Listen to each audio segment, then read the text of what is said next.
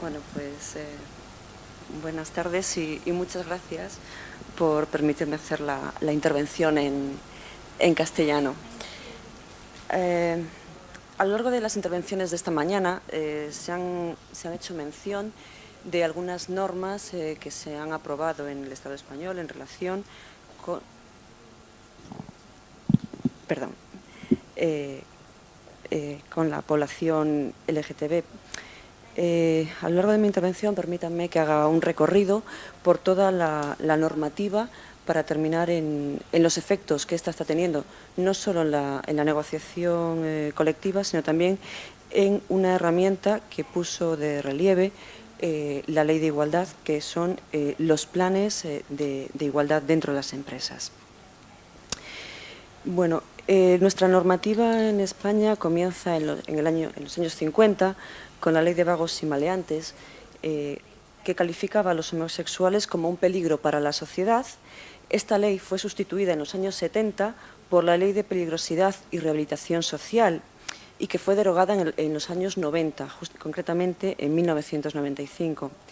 Esta última ley perseguía la homosexualidad por considerarla un elemento antisocial.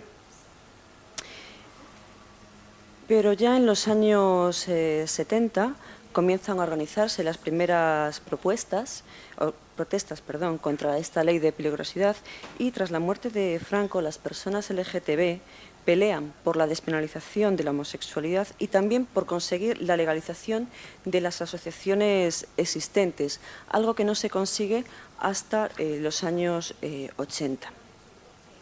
A pesar de ello, medidas de prisión y reeducación para los varones homosexuales estaban dentro de la normalidad cotidiana. Con las mujeres sucedía algo diferente debido a que se entendía que el concepto de sexualidad femenina, es decir, el lesbianismo,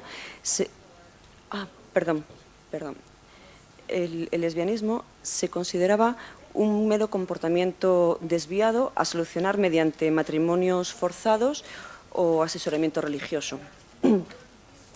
A lo largo de la transición democrática comienza una lucha por derogar esta ley y hay una serie de debates y movimiento social destinado a ello. En el año 78, ya la Constitución española, en diferentes artículos, reconoce la igualdad formal, protege la igualdad de toda la ciudadanía sin realizar distinción alguna por ningún motivo.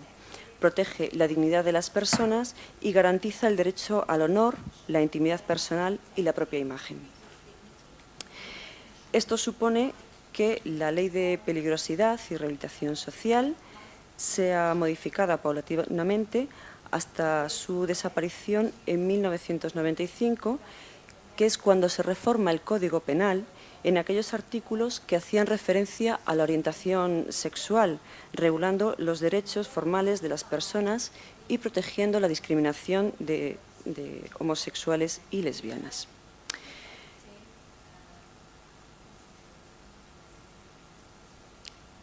En lo que respecta al marco normativo del empleo, las referencias a la no discriminación están recogidas en el Estatuto de los Trabajadores, que es la norma básica laboral en España, concretamente en dos artículos. Uno de ellos hace referencia a no ser discriminados directa o indirectamente para el empleo o una vez empleados, y otro hace referencia al respeto de la intimidad y la consideración debida a la dignidad.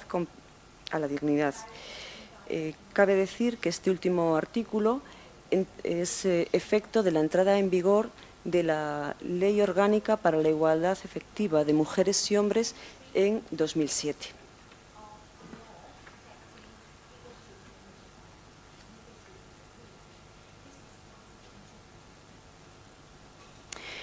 Bueno, con la entrada en la Unión Europea supuso un nuevo marco político y legislativo en España y hay que resaltar que en el año 2000 fue un periodo especialmente importante en la lucha contra la discriminación, puesto que en el marco europeo se aprobaron dos directivas que fueron muy trascendentes para el marco español. Uno es la Directiva 2043, que prohíbe la discriminación a causa de origen racial o étnico.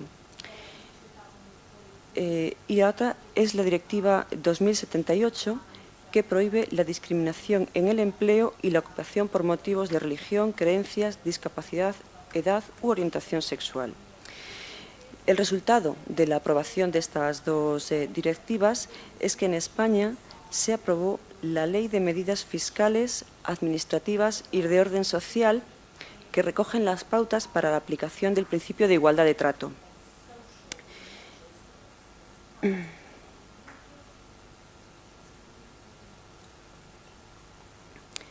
En referencia al tema al reconocimiento de la vida en pareja de las personas homosexuales, en 1994 se creó en Vitoria el primer registro de parejas de hecho, y en 1998, en Cataluña, se aprobó la primera ley de parejas que reconocía la unión de parejas estables. Desde este momento hasta el día de hoy son 11 las comunidades autónomas en España que cuentan con regulación legal de parejas de hecho.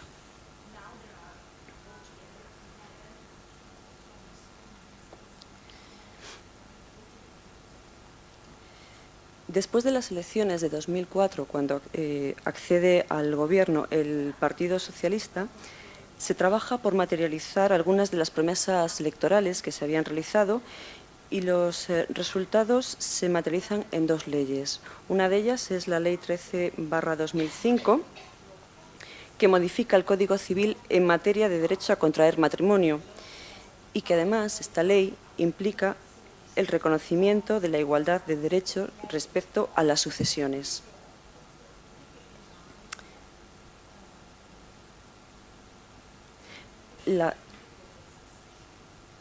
La otra ley es la Ley 3/2007, que regula la rectificación registral de la mención relativa al sexo de las personas.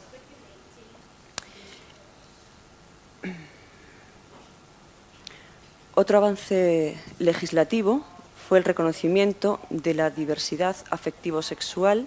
Bueno, en el reconocimiento, de la diversidad afectivo-sexual fue la Ley de Identidad de Género, por la cual cualquier persona trans puede realizar un cambio de nombre en el Documento Nacional de Identidad y del apartado sexo que figura en dicho documento, sin que tenga que haber pasado por un proceso de reasignación sexual.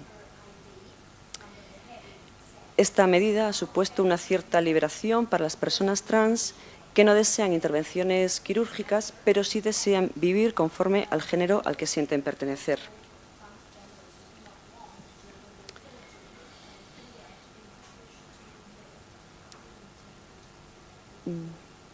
Bien, ¿y qué sucede con todas estas leyes? ¿Cómo se trasladan al marco más inmediato de los trabajadores? Es decir, a los convenios colectivos. Bueno, para ello he tomado como referencia los convenios colectivos de ámbito estatal publicados en 2012 y 2013 en el Boletín Oficial del Estado. Solo ámbito estatal, insisto. En ellos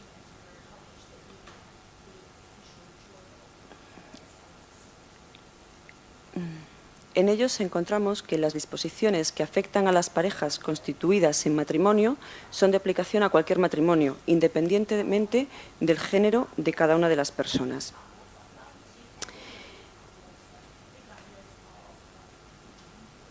Pero en lo que concierne a las parejas de hecho, en este caso tanto heterosexuales como homosexuales, es necesario acudir a lo que especifica cada convenio colectivo,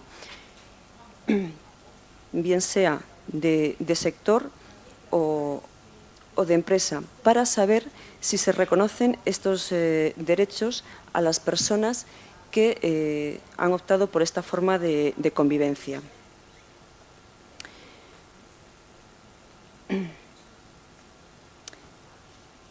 Desde comisiones consideramos que es importante que los convenios colectivos equiparen los derechos reconocidos a los matrimonios y a las parejas de hecho. Estamos refiriéndonos a permisos de enfermedad o visita médica del cónyuge, hijos o familiares de este o de la pareja de de hecho, permisos relacionados con la maternidad o paternidad biológica o por adopción.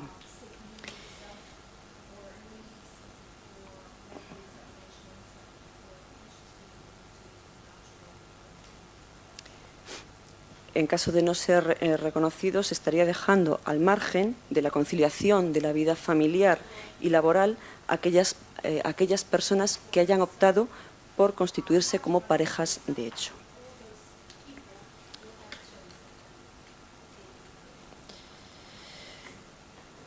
Bueno, pues de todos los convenios consultados, únicamente en 2 casos se indica que la pareja puede estar formada por 2 personas del mismo sexo.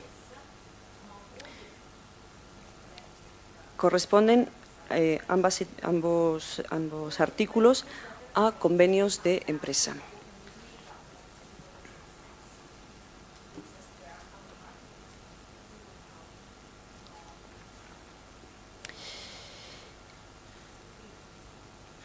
En cuanto a la forma de introducir en los convenios la defensa de la diversidad sexual, esta se hace bajo la referencia de orientación sexual.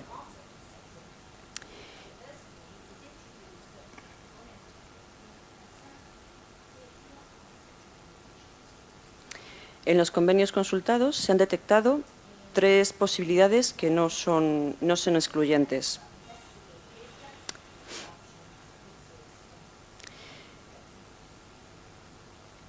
La primera posibilidad es la declaración de intenciones poniendo en valor la no discriminación.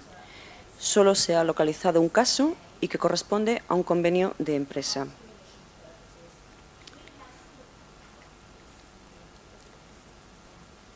La segunda posibilidad se refiere a la definición de faltas y en este caso el artículo se refiere al acoso y también corresponde a un convenio de empresa. Y la tercera referencia se remite a la no discriminación, pero la podemos encontrar en diferentes partes del convenio. En este caso, solo hay, para este ejemplo, solo hay 3 convenios que hacen referencia o bien en el protocolo de acoso o bien en derecho de promoción al empleo, donde establecen que cualquier persona que trabaje en la empresa puede promocionar con independencia del sexo u orientación sexual que tenga. Son 2 convenios de empresa y el tercer ejemplo es un convenio de sector. Es el único caso que registra de alguna forma la orientación sexual.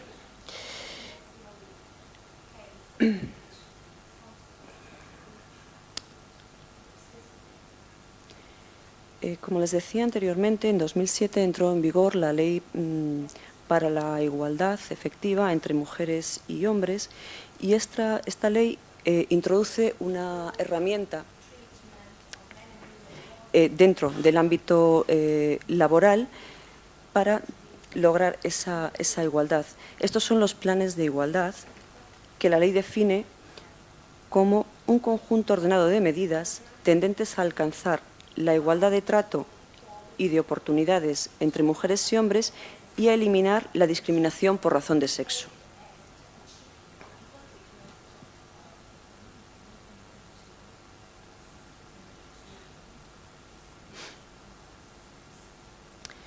Según esta definición, en estos planes de igualdad es posible incluir medidas destinadas a la defensa de la diversidad sexual y de género.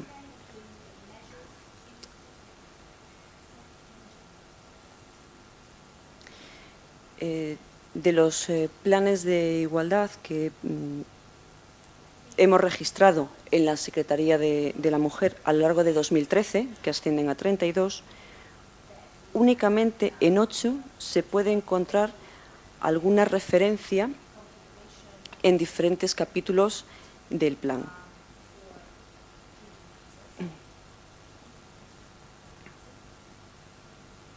La forma de referirse es variada. Se menciona la diversidad en la declaración de principios del plan, en medidas destinadas a la promoción y a la formación. Se menciona a la pareja de hecho en conciliación y se hace mención de la orientación sexual al establecer las faltas en los protocolos de acoso. Como ven, a pesar de tener una normativa muy extensa, la plasmación en las herramientas de negociación colectiva todavía es muy bajita o escasa. En octubre de este año se ha publicado un estudio que ha sido realizado por la Federación Española de Lesbianas, Gays, Transexuales y Bisexuales sobre la discriminación por orientación sexual y o identidad de género en España.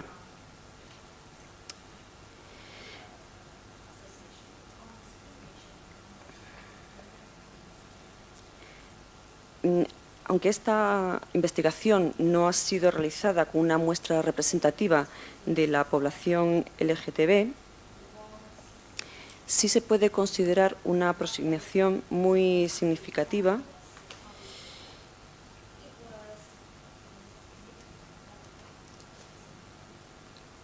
debido a los datos que arroja. Los resultados de esta investigación son los siguientes.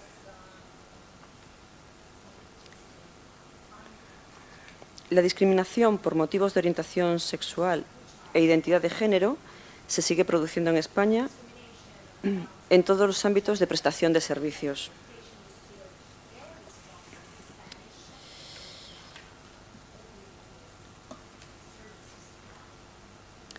Es especialmente preocupante la discriminación que se vive en el sistema educativo.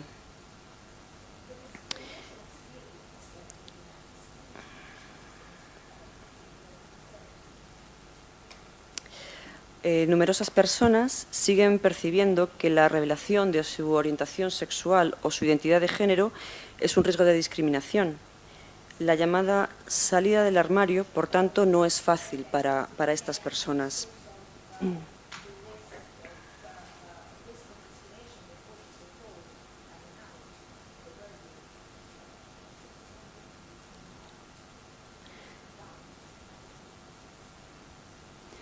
Las personas autodefinidas como LGTB no hacen uso de los mecanismos de defensa que ofrece la legislación por diferentes motivos que paso a enumerar.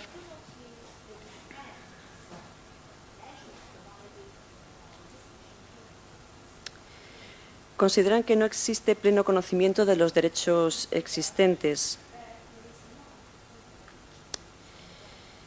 Prevalece una desconfianza hacia las instituciones.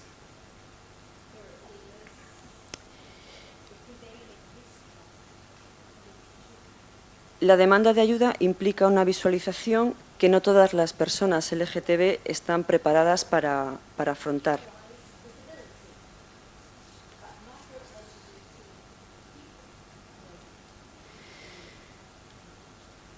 Se precisa una clarificación legal de las múltiples normativas y directivas europeas antidiscriminatorias.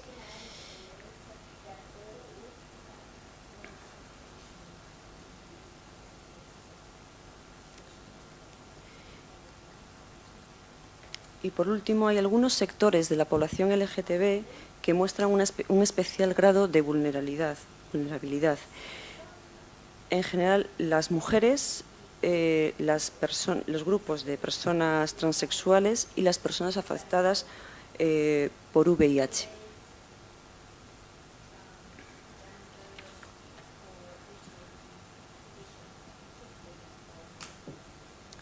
Desde comisiones son diversas las sentencias laborales ganadas sobre reconocimiento de derechos laborales de las personas LGTB.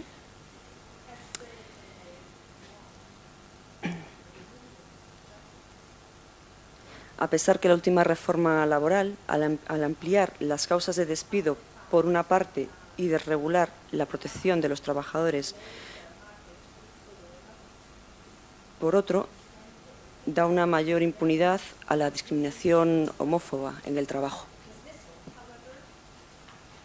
Muchas gracias.